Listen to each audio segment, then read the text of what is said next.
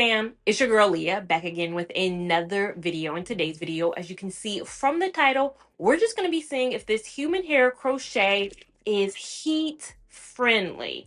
That's right, this is human hair crochet. I have an install video for this hair. I'll link it up above, but if you saw that install video, you know this is the Beach Curl human hair from Wiget. It's a crochet hair.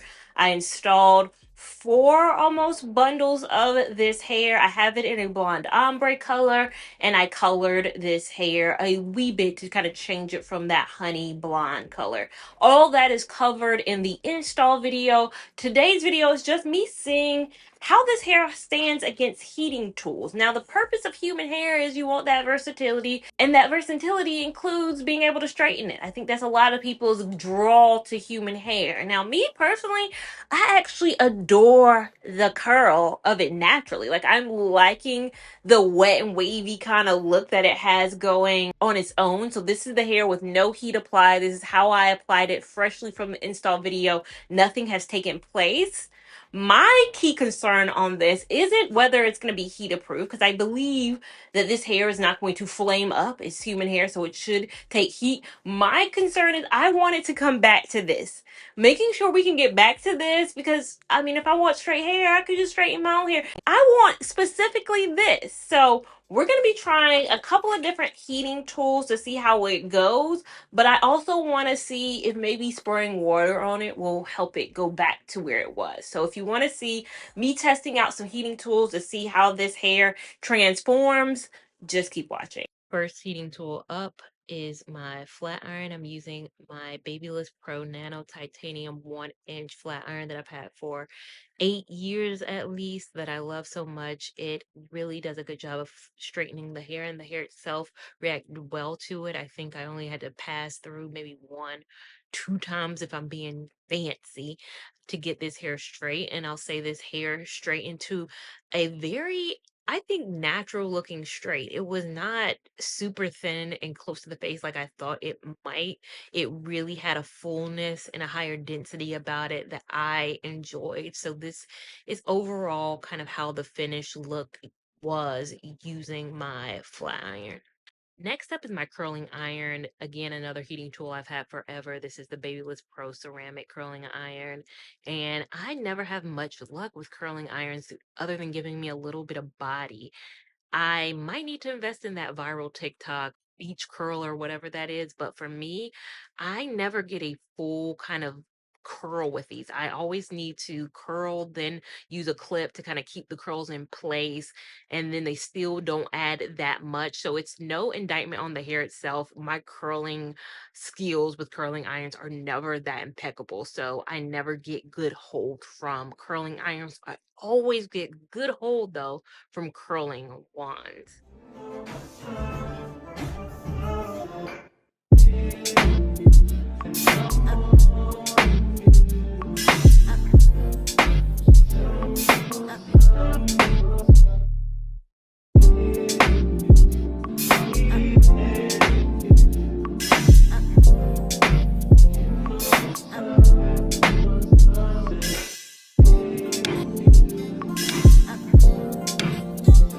So next, my favorite style, of course, the curl wand. I always get great curls from my curling wand. I got this from Amazon. I don't remember the brand. I'll link it down below, but it's a very thin curling wand, but all I have to do is leave my hair on for a second and it's like done. So I love this, and I love the curls that the curling wand always produces.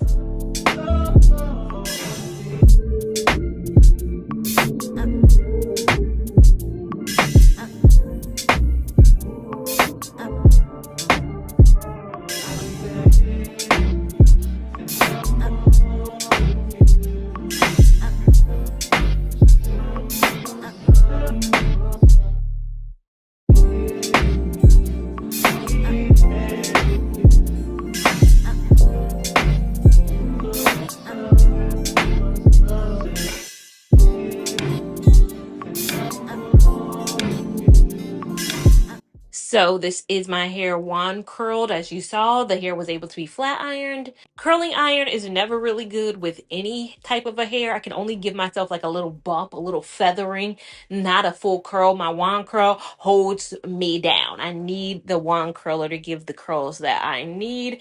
And so this is the hair all curled up, all wand curled up. I love it. I love it. I love it. I think it held curls beautifully and it did well with curls beautifully. And my idea for ending this video was going to be spraying my hair with water to see how it reverts back. But I look too cute right now. I look too cute right now, and I'm gotta go about my day. I'm like, what if it doesn't work? So future me will insert a clip of me spraying my hair with water to see what happens. So this spray bottle just has water in it. I'm going to use that to spray on my hair and then brush through the next day. This is how the hair is looking. Now, I did have to apply some next day refresher spray. It is from Shea Moisture. I'll insert a clip of it or a picture of it on screen right now so you guys can see, because with water alone it does strip the hair and it does not have the luster alone that it had at the beginning of this video. So you are going to need to add something.